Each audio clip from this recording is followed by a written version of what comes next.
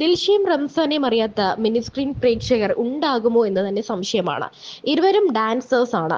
ദിൽഷയാണെങ്കിലും റംസാൻ ആണെങ്കിലും D4 dance എന്ന പരിപാടിയിലൂടെയാണ് നമുക്ക് മുന്നിലേക്ക് എത്തിയത്. പിന്നീട് ബിഗ് ബോസിൽ മത്സരിച്ച് ഇരുവരും നമുക്ക് പ്രിയങ്കരരായി മാറുകയും ചെയ്തു. റംസാനെ എപ്പോഴും നമ്മുടെ വീട്ടിലെ ഒരു കൊച്ചുകുട്ടി എന്ന നിലയിലാണ് നമുക്ക് എല്ലാവർക്കും ഇഷ്ടം. എന്നാൽ ബിഗ് ബോസിൽ എത്തിയപ്പോൾ റംസാന്റെ ദേഷ്യവും ആ ആറ്റിറ്റ്യൂഡും ഒക്കെ നമുക്ക് ഇത്തിരിയൊക്കെ ദേഷ്യമൊക്കെ ഉണ്ടാക്കിയിരുന്നു. എന്നാൽ പിന്നീട് അത് മാറുകയും ചെയ്തു. റംസാനും ദിൽഷയും വിവാഹിതരാകുമോ എന്ന കാര്യം പലപ്പോഴും സോഷ്യൽ മീഡിയ ചോദിച്ചിട്ടുള്ളതാണ്. ഇരുവരുടെയും അറ്റാച്ച്മെന്റും ഇരുവരും ഒന്നിച്ച് ഡാൻസ് കളിക്കുന്നതുമൊക്കെ കാണുമ്പോൾ ഇവർ ഒന്നിക്കും എന്ന് തന്നെയാണ് പലപ്പോഴും പറഞ്ഞത്. എന്നാൽ ദിൽഷയെക്കാളും പ്രായം കുറവാണ് റംസാന്. ഇരുവരും അടുത്ത സുഹൃത്തുക്കളാണ്. ഈ സൗഹൃദത്തെ തന്നെയാണ് പലപ്പോഴും സോഷ്യൽ മീഡിയ ആയുധമാക്കിയിട്ടുള്ളത്. എന്നാൽ ഡാൻസേഴ്സ് എന്നതിലുപരി ഇപ്പോൾ അടുത്ത കൂട്ടുകാരാണ്, ഒരു കുടുംബം പോലെയാണ് ദിൽഷയും റംസാനും. റംസാന്റെ ഒരു ഇന്റർവ്യൂവിൽ റംസാനും ദിൽഷയ്ക്ക് കൊടുത്ത ഒരു പണിയാണ് ഇപ്പോൾ വൈറലായി മാറുന്നത്. ഇരുവരുടെയും സൗഹൃദം തന്നെ ആ ഒരു ഫോൺ കോളിൽ നമുക്ക് മനസ്സിലാകും. ഇത് കൊടുക്കുന്ന അങ്ങനെയൊന്നുമില്ല. ഇത് നമ്മൾ നിൽക്കുന്ന ദിവസങ്ങളിൽ ഓരോ ദിവസം നമ്മൾ ഓരോന്ന് പഠിച്ചുകൊണ്ടിരിക്കുകയാണ്. അതിനുവേണ്ടി നമ്മൾ ആക്ടിങ് നോക്കും, ഡാൻസിങ് നോക്കും, അതല്ല ഫിസിക്കൽ ഗെയിം ആണോ അത് നോക്കും, മെന്റൽ ഗെയിം ആണോ അത് നോക്കും, അങ്ങനെയുള്ളൂ. അതുകൊണ്ട് എന്താണ് നെക്സ്റ്റ് എന്നുള്ള ചിന്തേനേക്കാൾ കൂടുതൽ ഓക്കെ അപ്പം എന്ത് സംഭവിക്കുന്നു, വി ക്യാൻ ഡു ദാറ്റ്, അത്ര ഉണ്ടായിരുന്നുള്ളൂ. അതുകൊണ്ട് എത്ര ഇമേജ് നോക്കിയാലും പക്ഷെ ഒരു പോയിന്റിൽ നമ്മൾ പറഞ്ഞ ആ പോയിന്റിൽ മാറുമ്പോൾ എല്ലാം ആ ഒരു ഇതങ്ങ് മാറുകയല്ലേ, ടോട്ടലി നമ്മുടെ എന്താ ബിഹേവിയേഴ്സ് എല്ലാം പുറത്തേക്ക് വരികയല്ലേ ആക്ച്വലി ശരിക്കും.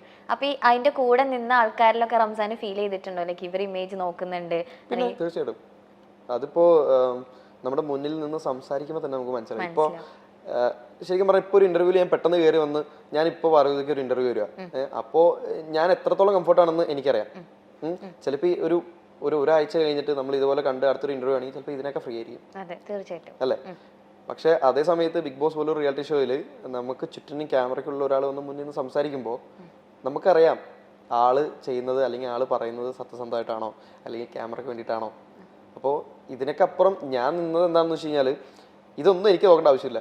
എനിക്ക് എന്ത് റെസ്പോണ്ട് ചെയ്യാൻ തോന്നുന്നു അത് ഞാൻ അപ്പോൾ റെസ്പോണ്ട് ചെയ്യും. That's it. അതുകൊണ്ടാണ് എല്ലാവർക്കും ചെറിയൊരു വഴക്കാളിയായിട്ടും ചെറിയ ദേഷ്യമുള്ള ആളായിട്ടും തോന്നുന്നത്. കാരണം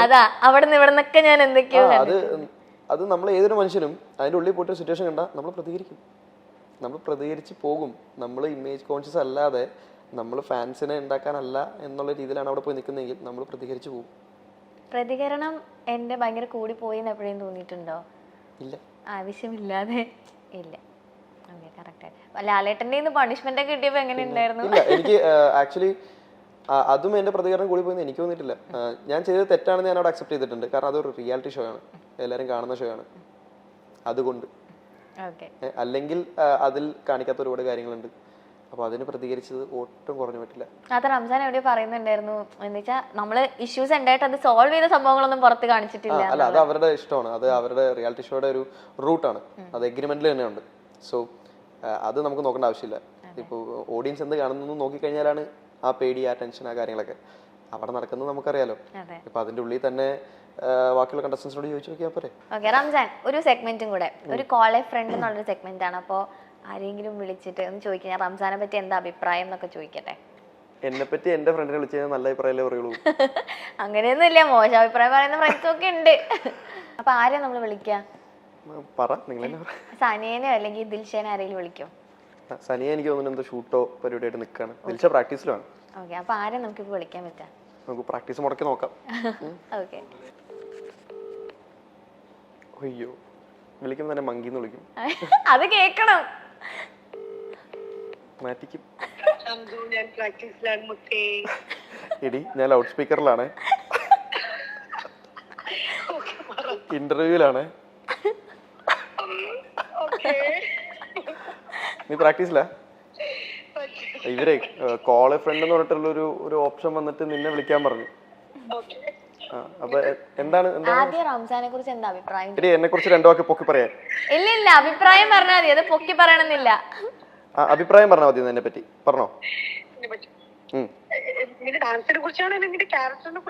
മൊത്തത്തില് റംസാൻ ഇത് കൊളാക്കല്ലേ, നീ എന്തെങ്കിലുമൊക്കെ പറ.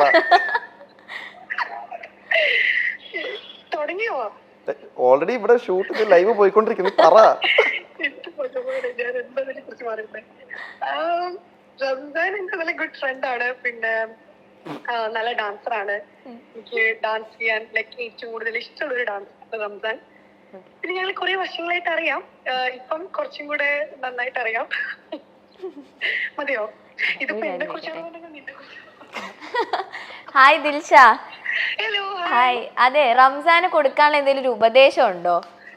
ഉണ്ട്. ഒരു വലിയ ഉപദേശം എനിക്ക് അവന് കൊടുക്കാം. അത് ഞാൻ പോലും പറഞ്ഞില്ല. അന്നൊരു 2 ഉപദേശം പറയോ റംസാന് കൊടുക്കാനുള്ള? അതിൽ ഫസ്റ്റ് ഉപദേശം എന്താന്ന് അവൻ അറിയാം. ഒന്ന് അവനോട് തന്നെ ചോദിച്ചു നോക്ക്. അതെന്താ? ദേഷ്യമാണോ? കറക്റ്റ്. ഓക്കെ, അതിലെങ്ങനെയായിരിക്കും ദിൽഷ എങ്ങനെ ഉപദേശിക്കാൻ പോകുന്നത് ആ കാര്യത്തില്?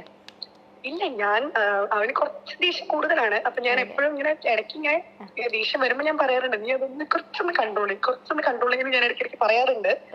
അത്രേ ഉള്ളൂ. പക്ഷെ അത്ര ഇതൊന്നുമില്ല. ഓക്കെയാണ്. ദിൽഷയ്ക്ക് കിട്ടിയിട്ടുണ്ടെന്ന് തോന്നുന്നു.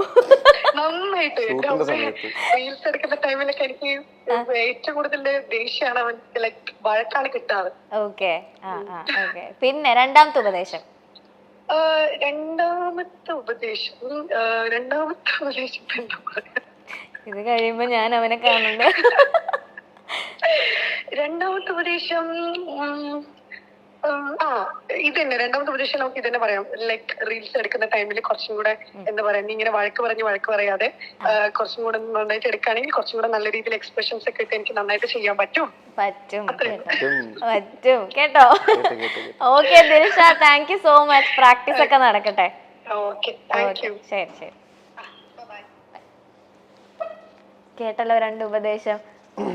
റീസൺ ഉണ്ട്, അത് ഞാൻ പറയാം. ഓക്കെ, കഴിഞ്ഞിട്ടില്ല, കഥ കഴിഞ്ഞിട്ടില്ല. നമ്മള് ഡാൻസ് ഓക്കെ, നമ്മളിപ്പോ ചെയ്തതിൽ ഒരെണ്ണം മാത്രമാണ് റൊമാൻറ്റിക് ആണ് പെർഫോമൻസ് ചെയ്തെങ്കിലും ഒരെണ്ണം കുറച്ച് ഫോക്ക് ടൈപ്പ് മല്ലിപ്പൂ നമ്മൾ ചെയ്തു. അത് അടിപൊളിയായിരുന്നു. അത് അൺഎക്സ്പെക്ടഡ് ആയിട്ട് നമ്മള് വേറൊരു ഡാൻസ് അന്ന് രാവിലെ ഷൂട്ട് ചെയ്യാൻ പോയി പാട്ട് കേട്ടു, വൈകുന്നേരം കോസ്റ്റ്യൂം എടുത്ത് അപ്പൊ ഷൂട്ട് ചെയ്ത് അപ്പൊ എടുത്തു. ആ സ്റ്റെപ്പ് ഒക്കെ ഉണ്ടല്ലോ, ഇങ്ങനെ നോക്കിയാൽ പോലെ പഠിക്കാൻ പറ്റില്ല. നമ്മള് അത് ഷൂട്ട് കഴിഞ്ഞു. അപ്പൊ ഇപ്പൊ റീസെന്റ് ചെയ്ത സംഭവത്തില് അത് റൊമാൻറ്റിക് പെർഫോമൻസ് ആണ്. അപ്പോൾ നമ്മൾ അത് പ്രാക്ടീസ് ചെയ്യുമ്പോൾ നമ്മൾ പറയുക ഇങ്ങനെ ടെക്നിക്കലി അപ്പോൾ തിരിച്ച് നല്ല ഭംഗിയായിട്ട് നല്ല കുട്ടിയായിട്ട് എല്ലാം പഠിക്കും. എല്ലാം നല്ല പെർഫെക്റ്റ് ആയിട്ട് കാണിച്ചു തരും. അപ്പോൾ വേറെ സംഭവം എന്ന് വെച്ചാൽ എനിക്കൊരു ക്രൂവോ എനിക്കൊരു അങ്ങനെ ആരും ഇല്ല. അപ്പം നമ്മൾ തന്നെ പ്രോപ്പർട്ടി സെറ്റ് ചെയ്യണം, നമ്മൾ തന്നെ ലൈറ്റ് സെറ്റ് ചെയ്യണം, ക്യാമറ മാത്രം വേറെ ആൾ വരും. അപ്പോൾ പ്രോപ്പർട്ടി എടുക്ക് മാറിപ്പോവും. അപ്പോൾ പിന്നെ നമ്മൾ സെറ്റ് ചെയ്യണം, കോസ്റ്റ്യൂം നമ്മൾ നോക്കണം, മേക്കപ്പ് നോക്കണം, എല്ലാം നമ്മൾ തന്നെ ചെയ്യണം. അപ്പോൾ ഇതൊക്കെ സെറ്റ് ചെയ്യുന്നതിൻ്റെ ഇടയിൽ ഷൂട്ട് ചെയ്ത് ഇങ്ങനെ വരുമ്പോൾ ആൾ തെറ്റിക്കും. അപ്പൊ എനിക്ക് ദേഷ്യം വരില്ലേ? അല്ല റംസാൻ, ചെറുതായിട്ട് അത് പ്രാക്ടീസ് ചെയ്ത് നന്നാക്കിയ സംഭവം, എല്ലാം പെർഫെക്റ്റ് ആക്കിയതാ. എന്നിട്ട് തെറ്റിക്കുമ്പോൾ ഞാൻ പറയും, അതും ഞാൻ ദേഷ്യപ്പെട്ടല്ല പറയും, ഞാൻ എന്തെങ്കിലും പറഞ്ഞു കഴിയുമ്പോൾ അവിടെ ദേഷ്യമായിട്ട് തോന്നുന്നതാണ്. പക്ഷെ പാവം ഇങ്ങനെ ദേഷ്യപ്പെടരുതിട്ടാ. ദേഷ്യപ്പെട്ടില്ല, ഞാൻ കുറച്ചുകൂടെ എക്സ്പ്രഷൻ ഒക്കെ ഇട്ട് ചെയ്യാന്നാ പറഞ്ഞേക്കുന്നത്. അങ്ങനൊന്നുമില്ല. ഓക്കെ, ദിൽഷ കരയോ പെട്ടെന്ന്? റംസാൻ വഴക്ക് പറയുമ്പോഴും കരയോ? ഞാൻ നമ്മളെന്തെങ്കിലും ഒന്ന് ചെയ്യടി എന്ന് പറഞ്ഞാൽ മുഖം മാറും.